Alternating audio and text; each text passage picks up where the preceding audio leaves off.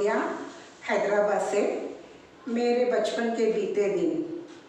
मैं सुबह जल्दी उठती थी, गैलरी में पढ़ाई करती थी फटाफट। और हमारे गांव में गुरु भगवान थे। हम लोग सब 5-6 जने मिलके प्रार्थना में जाते थे। हम प्रार्थना में इसलिए जाते थे कि वहाँ पर हमको 1 पैसे की गोली देते थे, खट्टी मिट्टी। वो लेते थे, घर आते थे, फटाफट तैयार होते थे। जब हमारे पास बैग वगैरह कुछ भी नहीं था, हम हाथ में बुक्का लेके जाते थे और फिर खाने को आते थे। खाना खा के हम शाम का परेड डुमा मारते थे। रास्ते में कहीं बगीचे में घुस जाते थे, वहाँ पे जाम इमली के पेड़ थे और झूला थे। इमली तोड़ते थे पत्थर मार के और झूला भी झूलते थे।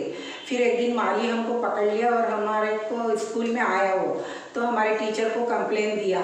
हम बहुत रोए। फिर हमारे टीचर हमको धूप में खड़ा करी। फिर हम घर आते थे। फिर संडे के दिन हम छत पे डुला डुली का खेल खेलते थे।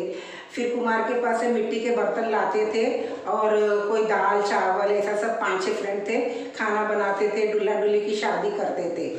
वैसा करते थे संडे के दिन। फिर नीचे आते थे, मेरे पिताजी बहुत से फ्रूट लेते थे। मैं 2-3 आम लेके छत पर बैठ के खा लेती थी। मेरी बहन जाके मेरी मम्मी को बोलती थी, उन देख 2-3 आम ले ली है, खा रही। तो मेरी मम्मी बोलती थी, इसलिए वो खाना नहीं खाती थी। ऐसे ही मेरा बचपन के दिन बीतते गए। और मैं फिर मेरे पापा के कपड़े की गिरवी की दुकान थी।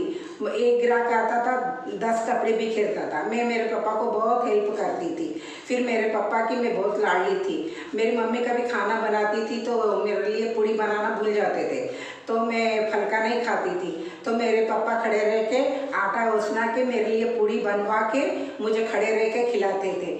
मैं बचपन में मेरे पापा मम्मी की बहुत लाडली थी। यही मेरे बीते बचपन के दिन हैं।